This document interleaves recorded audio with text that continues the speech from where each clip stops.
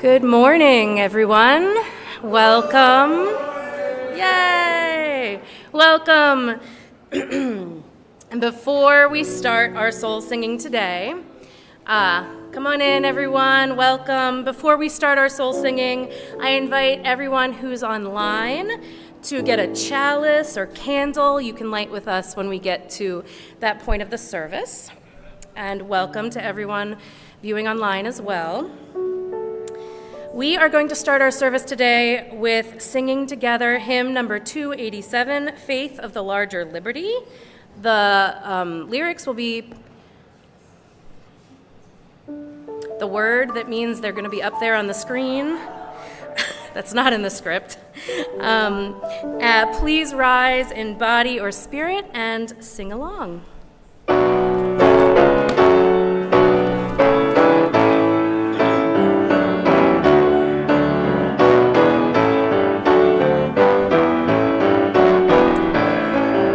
Gray hymnal.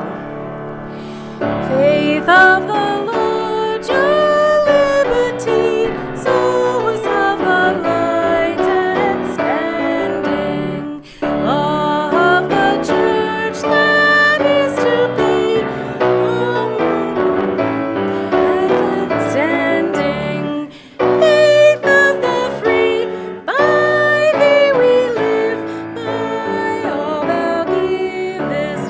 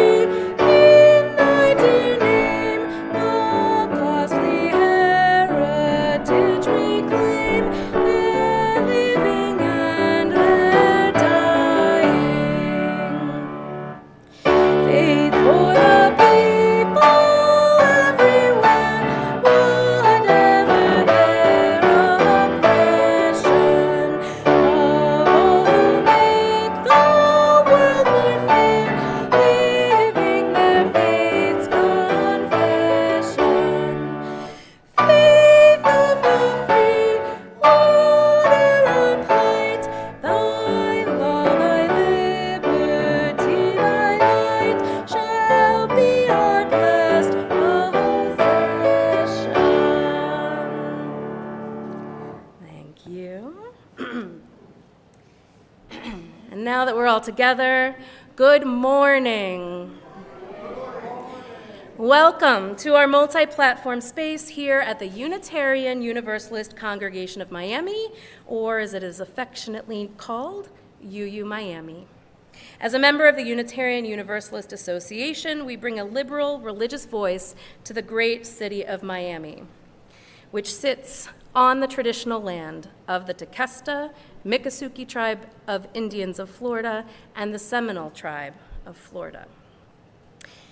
My name is Jane Thayer. I'm your worship associate for today. My pronouns are she, her, and I am a white, middle-aged cisgender woman with dark hair, glasses, I'm going top down, dark hair with pigtails and glasses, and I'm wearing a black dress and, of course, my yellow membership lanyard. I am joined on the chancel with Joseph Toledo, who is our pianist, and you will meet Derrick Mustelier soon, who will be leading us in worship. UU Miami is a community of brave, curious, and compassionate thinkers and doers. Currently, our Sunday services are guided by the worship committee, whose purpose is to support and strengthen our shared ministry. As we head into a search for a new minister, our services will be graced with voices from the Miami community and the Unitarian Universalist faith. We are also committed to nurturing and uplifting the spiritual leadership of individuals in our own congregation.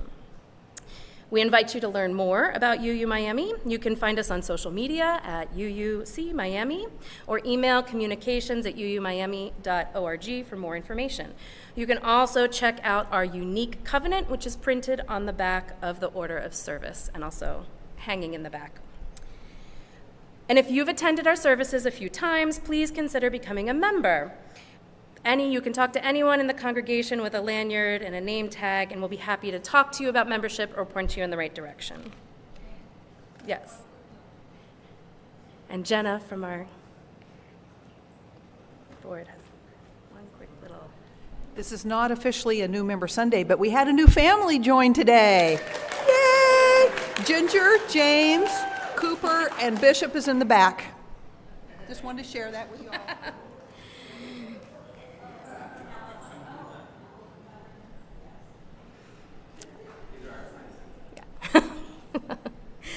Don't move from those seats. We love new members, so and plan to celebrate moving forward as well.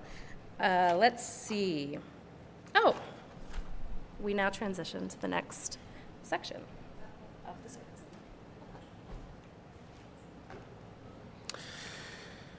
It is our tradition to light a chalice at the beginning of our services. Our chalice lighting words today are arranged by L. Griswold Williams. This is sort of one of the great traditional, normally it's a unison affirmation. I wasn't sure about whether or not to do that today, but maybe just we can all listen to these words, and I find them, they have a great history in our faith, so. Love is the doctrine of this church. The quest of truth is its sacrament, is its prayer. To dwell together in peace, to seek knowledge in freedom, to serve human need, to the end that all souls shall grow into harmony with the divine. Thus do we covenant with each other and with God.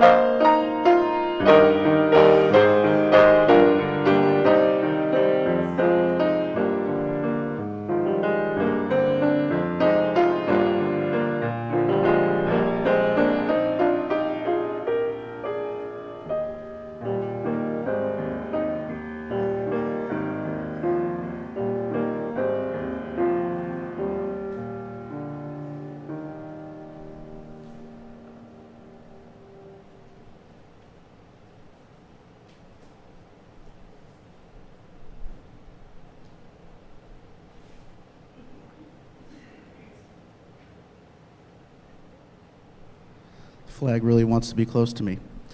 Now we will share joys and sorrows that you may carry in your hearts. We affirm that as a community we share in your sorrow and rejoice in your happiness. When you come forward to share a joy or sorrow, please say your name so that we all know who you are as you share.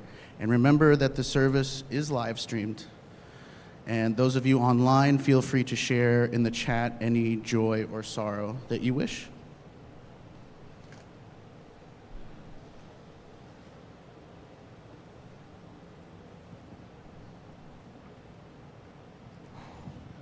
Good morning, I'm Bob Jacober, and I'm 93, and every day I wake up, it's a day to celebrate. May the sun bring us new energy by day. May the moon softly restore us by night. May the rain wash away our worries. May the breeze blow new strength into our being. May we walk gently through the world and know its beauty all the days of our lives. May the part deep within us, deep within me, that is at peace with the universe, meet with the part deep within you that is at peace with the universe, and may we be as one. Namaste.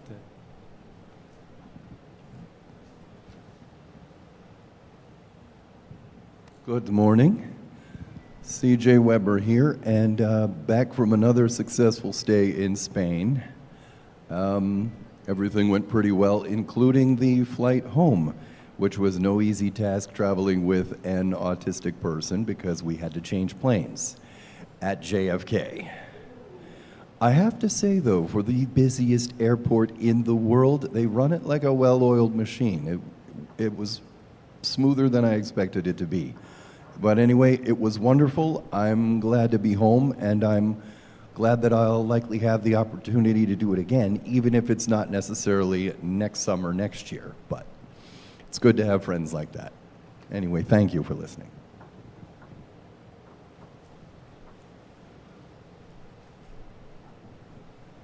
Hi, I'm going to share a sorrow, which is, I'm going to share a sorrow that this past week we were warned, but my office was called back to in-office work, which, given the successful social experiment of learning how to work from home and remotely and still be productive, was very difficult. It takes many, many hours away from my family, and I feel it in my heart and my body and the little aches and pains that come with commuting. And it's a sorrow.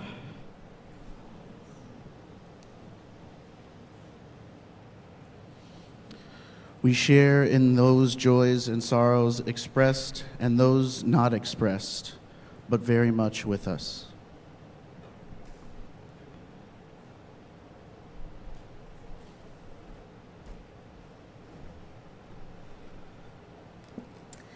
Okay, now, please sing together. We're going to sing together from the Gray Hymnal. It's actually hymn number 1, May Nothing Evil Cross This Door. And the words will be projected on the screen. We're going to be singing verses 1, 2, and 4. Please rise and join in body or spirit.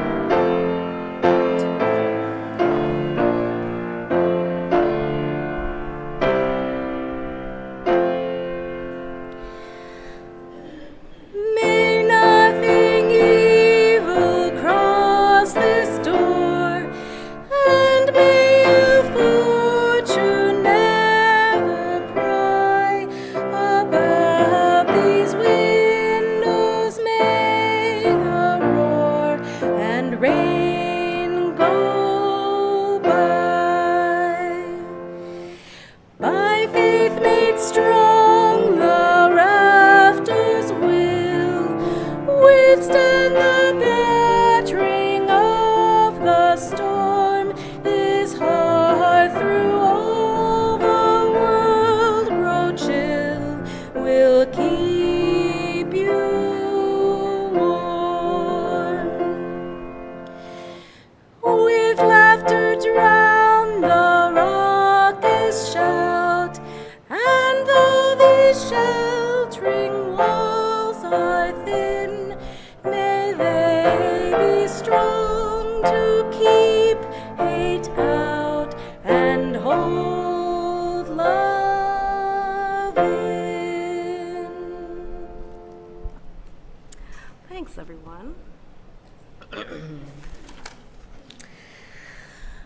After that, it is time to make an offering to this congregation that is sacred to so many of us. On the screen, there's a QR code with the photo app. There's a QR code. You can use your photo app on your smartphone. You can click the link that pops up when you scan the code, and it will take you to the UU Miami donation page. Alternatively, you can go to the website and click the donate button. For those of you who are present, there will be a basket passed around as well to collect an offering. From July to September, UU Miami will split the plate with Safe Schools South Florida. Your offering today will not only benefit UU Miami, but also further Safe Schools South Florida's mission to create safer schools where all students can learn and thrive regardless of their sexual orientation, gender identity, gender expression, or that of their parents and guardians. Let us now give to sustain and strengthen this place and the work we do in the world.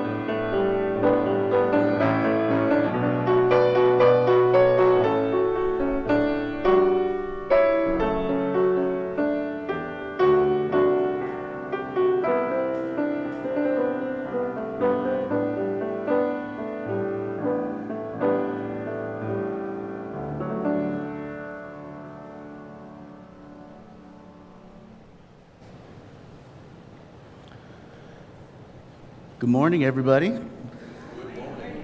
Today we have a very special guest with us. One of our longest tenured member, former board president and movie star, and my own grandfather also, Ray Baumel. Ray, come on up here.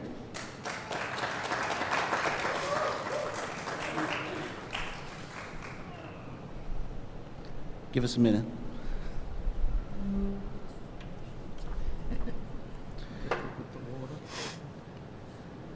This place looks familiar.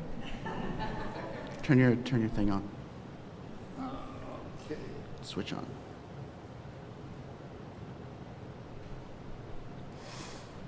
One, two. Are we here? There you go. Am I here? All right. So, how you doing today?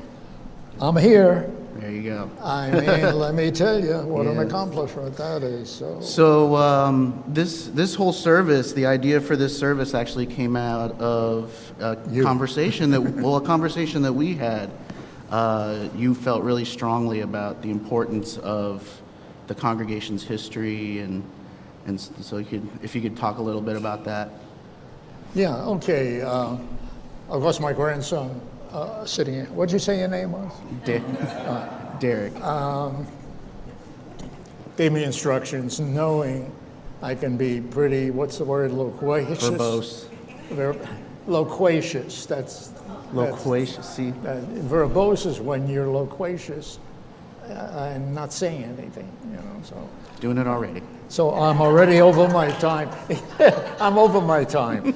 So he said, if you can limit it to between 3 and 5 minutes, at the pulpit. So that was the original intention. And I said, it's going to take me 3 to 5 minutes to get up the steps to the pulpit. So here we are in this setup, which I think is great. Yeah, I've been part of this congregation since 1848.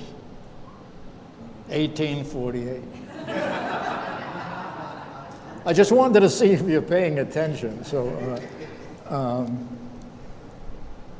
yeah, you know, I think I'm the only member who's been with this in this congregation, in the history of this congregation, perhaps, who's been with every minister since our first. And it hasn't always been easy, but it's definitely worth it.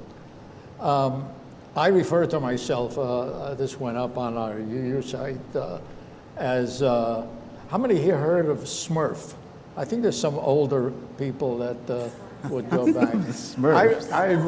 I refer to myself as a Smurf, S-M-U-R-F, South Miami Unitarian religious fanatic.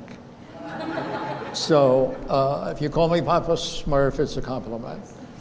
And people always ask me, you know, what keeps you here? And I said, oh, well, a lot of things keep me here. And primarily, it's a place where I can sneeze and nobody says, God bless you. So.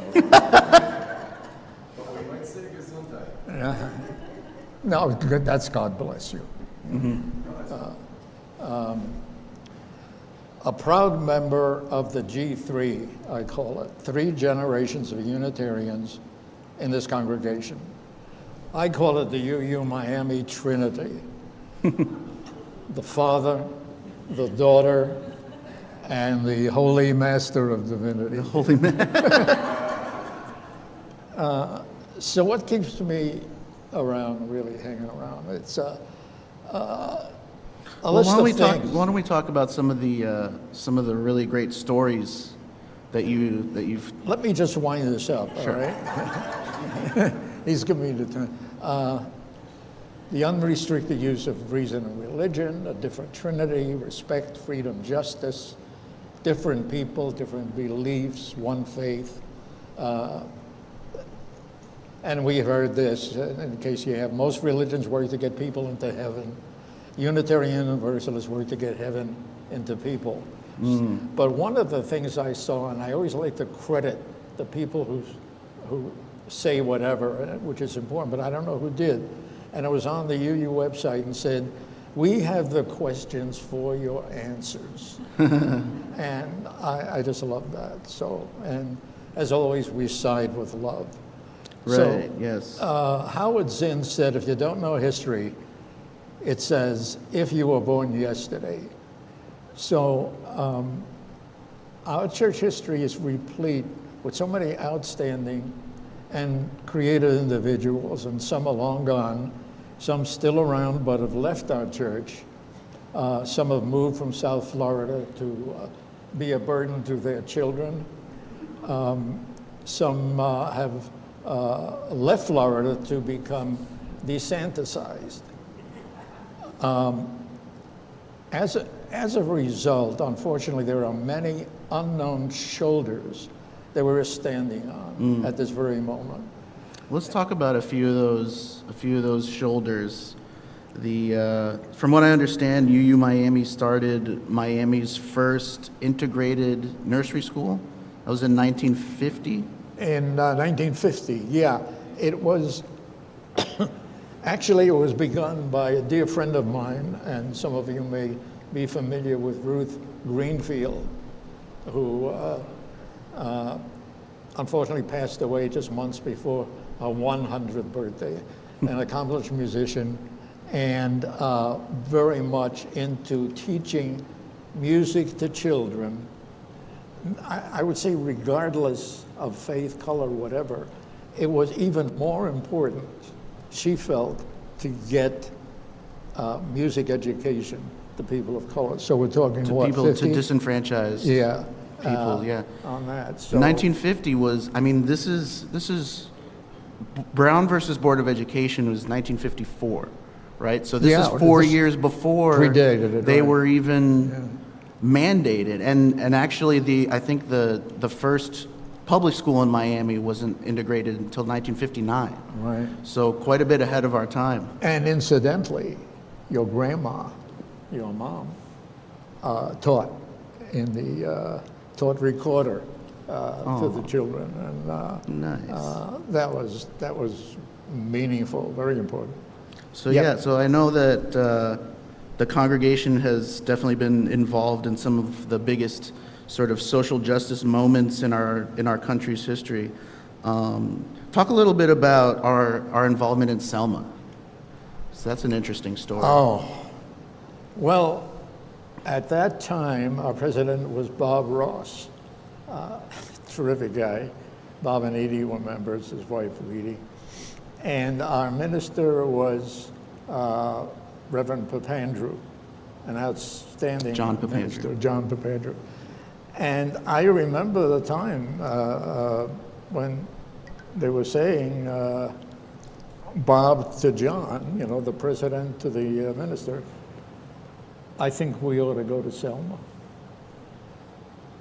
It's so hard to put oneself in the moment, what it was like, just a casual mention like that, what they knew, what they were getting into, and what the atmosphere was like.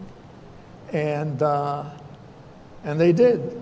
They went to Selma and marched in Selma to Montgomery. And the really interesting thing about that for me is the story about them eating lunch with James Reeb moments before that fateful. They went into a restaurant, which was integrated restaurant, and had a meal.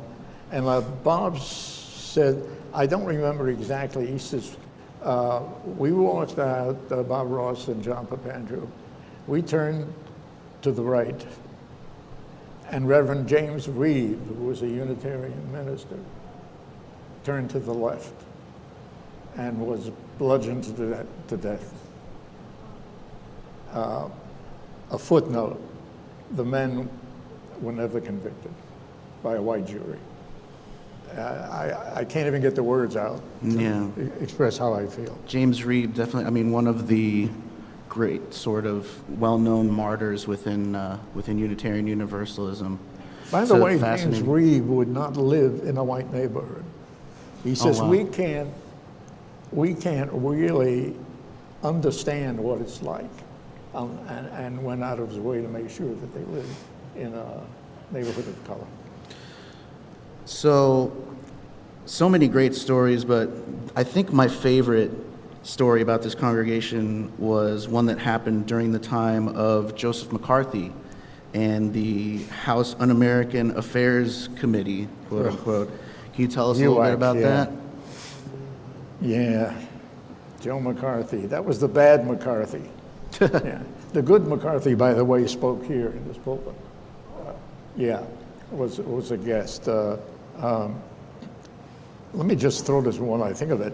Roger Cowan, who was the minister then, used to be the finance campaign manager of McCarthy's campaign.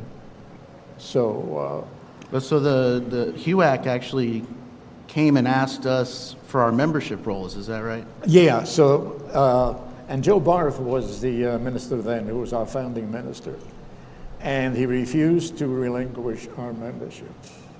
And our secretary Helen Williams. Yeah, and the secretary Helen Williams, they put pressure on her, and it ended up where they were held in contempt, and I think that I have to check the history. I think they were in jail overnight. Yeah, and then the judge, Wow, what a history. We kind of have to wrap this up, but if you could, if you want to very briefly, you have any final thoughts you'd like to share, very briefly. Yeah. Well,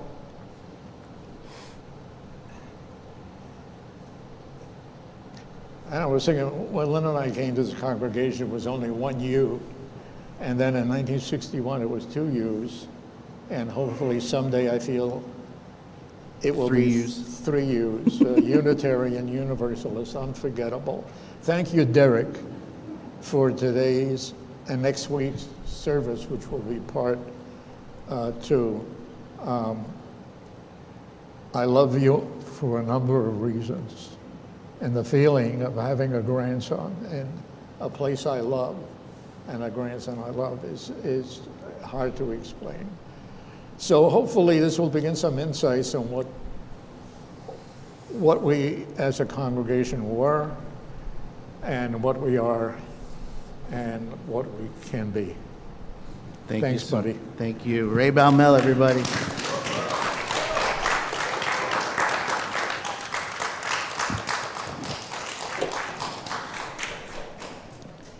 Gotta remember my water. Oh, yeah, especially when I go to the men's room.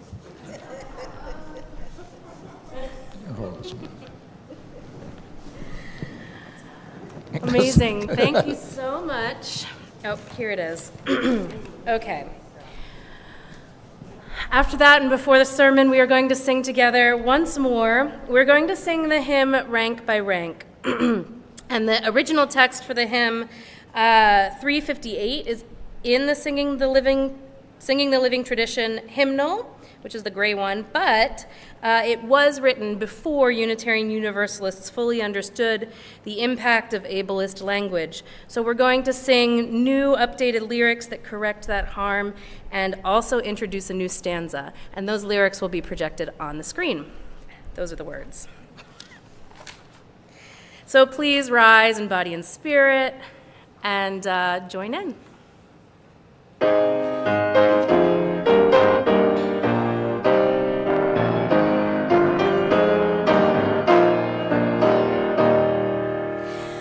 Rank by rank, come again, we stand.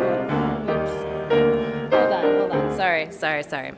I said I sang the older version of the lyrics, and I would like to sing the corrected version because I crossed it out. So let's please begin again. Thank you very much.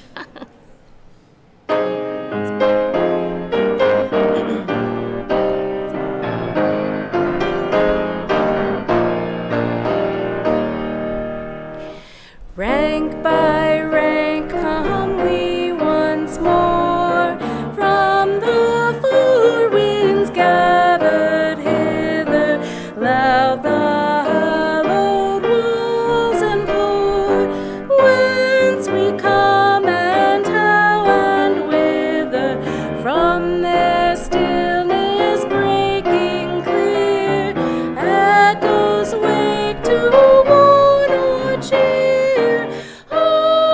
Truth from saint and seer, call to us assembled here. Ours the year's memorial store, honored days and names we reckon, days of comrades gone before, lives that speak and deeds that beckon, from the dreaming of the night to the labors of the day, shine their everlasting light, guiding us upon our way. Never from that summons swerve, hark the prophet's living chorus, truth and freedom still to serve, show the present path before us, as we dream so shall we dare, hands to service, hearts to bear, clouds of witness call on,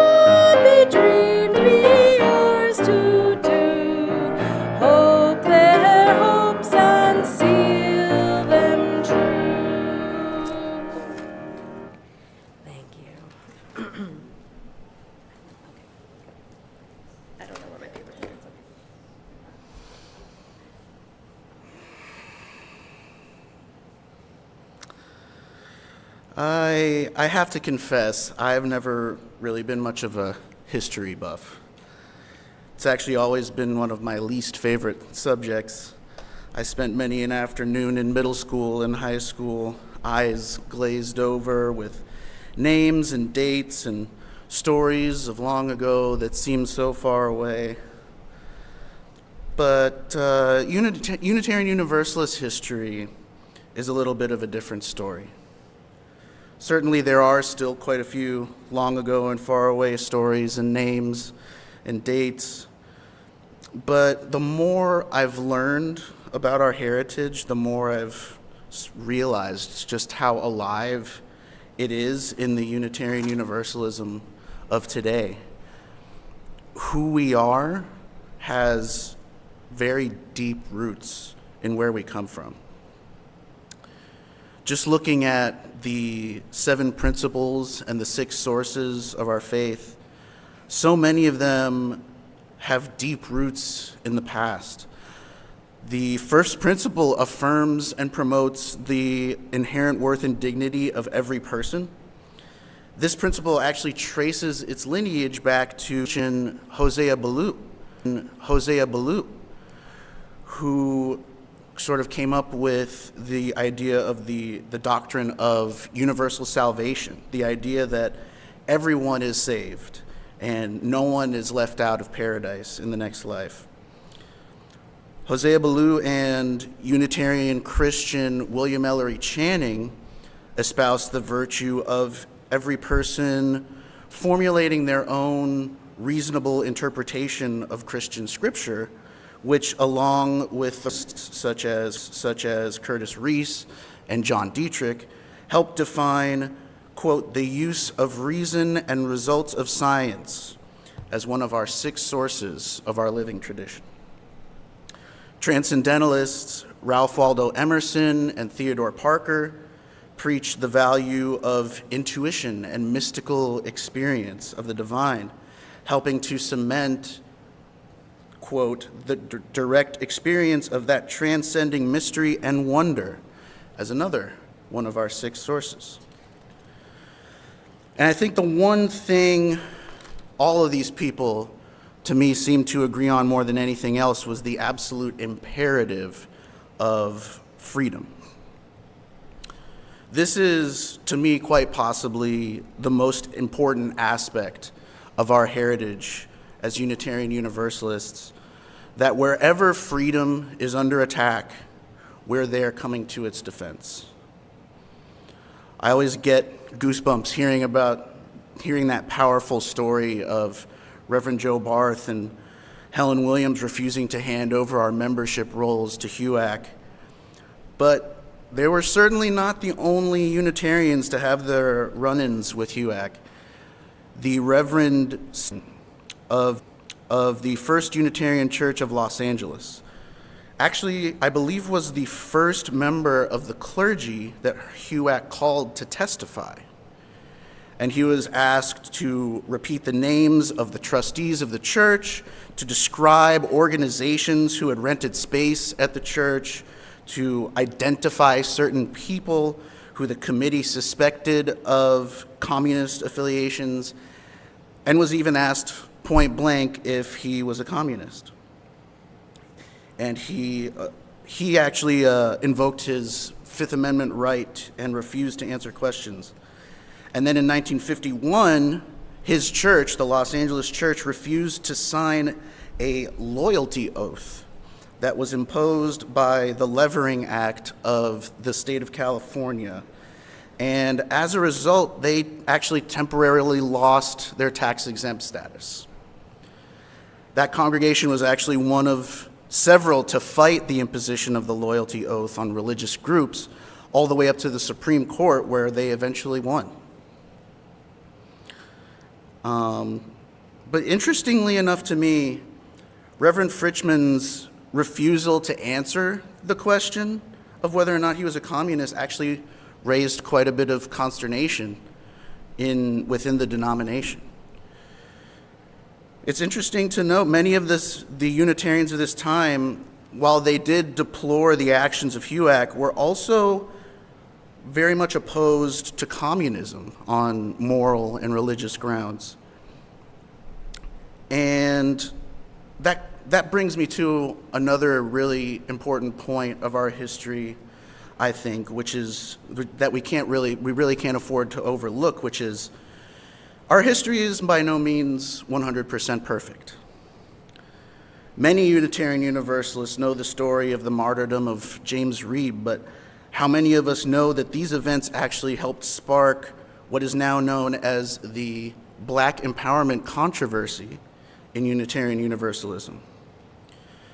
Hayward Henry, chair of the newly formed Black Unitarian Universalist Caucus in 1968, said this: "In Selma, a black man named Jimmy Jackson was killed, and at that time you could count the number of Unitarians in Selma on your fingers.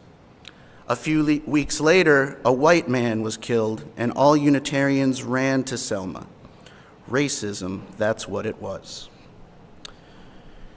Many black UUs of that time went on to point out that in spite of the healthy activism of the faith, its membership remained predominantly white, and only a handful of ministers of color had been ordained by the UUA at that time.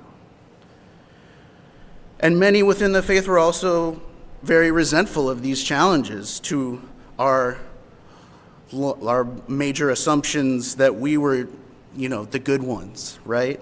And this is a tension that actually continues to exist within the faith today on a whole spectrum of issues. But I will say this, one thing about Unitarian Universalists and our history and our heritage is that we always strive to do better and to be better. While the wounds of the Black empowerment controversy took a long time to heal, and in many ways probably still healing, we have made quite a bit of progress since that time. That's another kind of cool thing about history, I think, is when it seems like nothing we do matters and everything is going backwards, we can take a look at our history and we realize how far we've come. We are always evolving because we are a living tradition. Mechanisms for change and transformation are built into the foundations of this faith. Some of those mechanisms actually predate the very founding of Unitarianism and Universalism. For instance, the following paraphrased from a UUA adult religious education curriculum called Faith Like a River, which comes from a collection of such curricula known as Tapestry of Faith. In 1637, the settlers in what was to become the town of Dedham, Massachusetts, wanted to start a church. The problem was the roughly 30 families didn't know each other and therefore didn't know what sort of church to begin. To that end, they began a year-long series of cottage meetings to discuss matters of civil organization, for in their understanding, the church would reflect the ethic of the larger society. And what they longed for was sincere religious association based in love and founded in freedom. The idea of a free church took shape among the people, a church whose individual congregations were controlled by no outside authority. This was the sort of church the small group in Dedham, Massachusetts decided to build. It was a church much like its neighbors, and much like the other churches that church, gathered by mutual consent rather than mutual belief, founded in covenant rather than creed, and governed by the congregation itself. Make no mistake, this group did not hold widely varying theological beliefs that would have made it unable to exist as a creedal church. But their belief that churches should be self-governing organizations gathered in the spirit of mutual love was paramount. This basis for gathering and governing a church by congregational determination was described 10 years after the founding of the Dedham Church in a document known commonly as the Cambridge Platform. the Cambridge platform defined congregational polity. In other words, the right of congregations to govern themselves rather than to submit to a higher authority. It defined matters of church officers, ministry, membership, and cooperation between churches.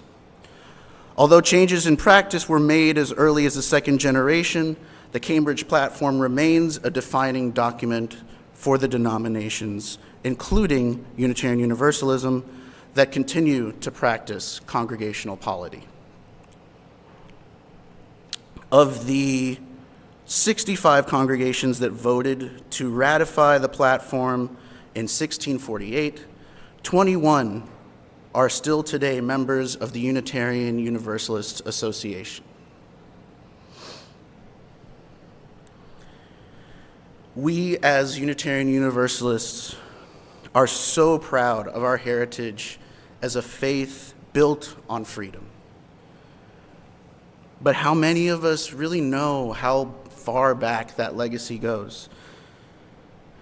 How many people know the story of a man named Michael Servetus? In 1531, Servetus published a work entitled On the Errors of the Trinity, which essentially stated that the Holy Trinity has no basis in the Bible. He also rejected the doctrine of original sin and of infant baptism. And in 1553, he was arrested, tried, and convicted of heresy by the Council of Geneva. On October 27th, 1553, Michael Servetus was burned at the stake. This is another piece of our history that I always love to come back to, which I feel is a really important reminder for all of us. We are descended from a long line of proud heretics, a tradition of dissent against religious authority that is all too relevant to our present times.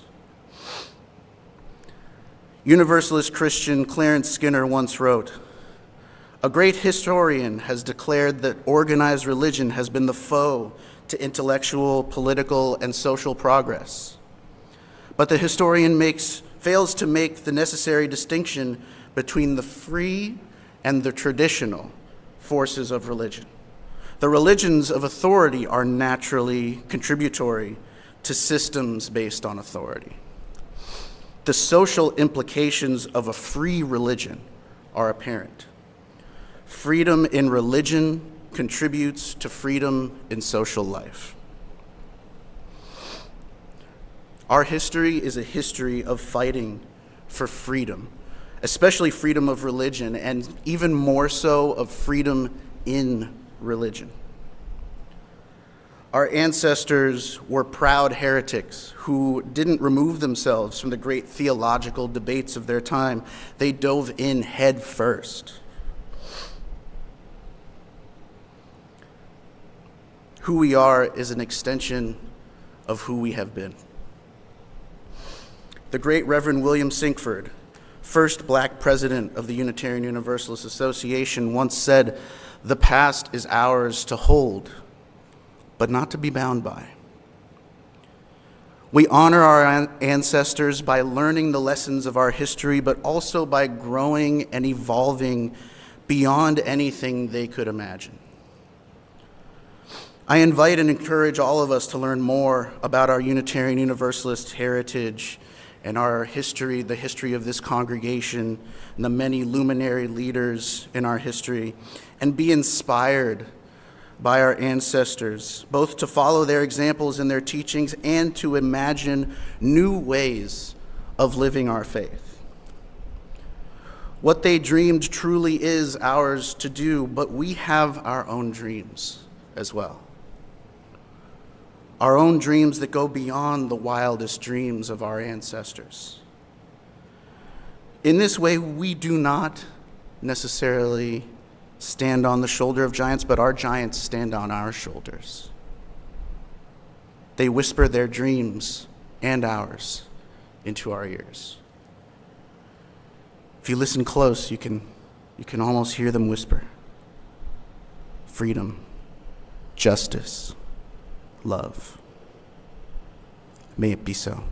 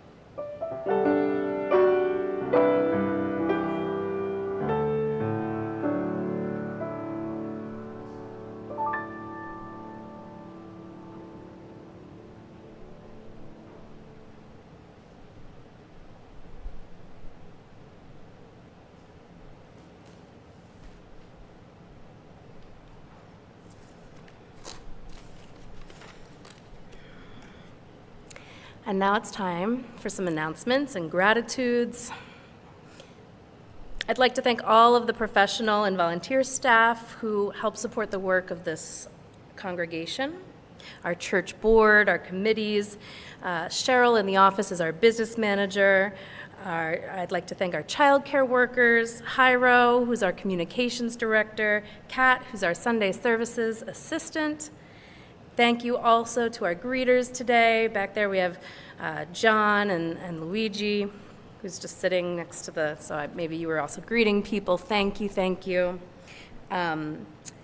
Jessica's running our live stream today. Thank you, Jessica. Joseph, thank you for accompanying our hymns and providing wonderful music. And thank you, Derrick, for your leadership in the service today. Thank you, Ray, also for speaking. And finally, thank you all here for joining us today. Please watch for your weekly email newsletter and visit our website for upcoming programming. A few announcements. We have Connections and Bocaditos today. It's not a full lunch, it's snacks. We invite everyone to bring their favorite snacks and Bocaditos. If you'd like to help or have any questions, please email or talk with Janice or Carol, and note we are a nut-free campus. Yes. Oh, thank you. There's also a social justice committee meeting today in the Emerson room following Connections and Bocaditos. All are welcome.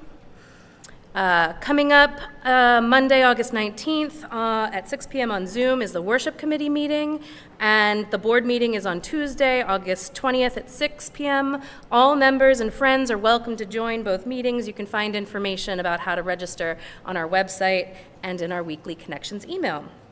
Next week is part 2 of today's service. You'll hear more from Ray Baumel and Derrick Mustelier. Will lead worship during an interactive service designed to bring our past to life and activate the commitment we share with those who came before. Thank you, everyone.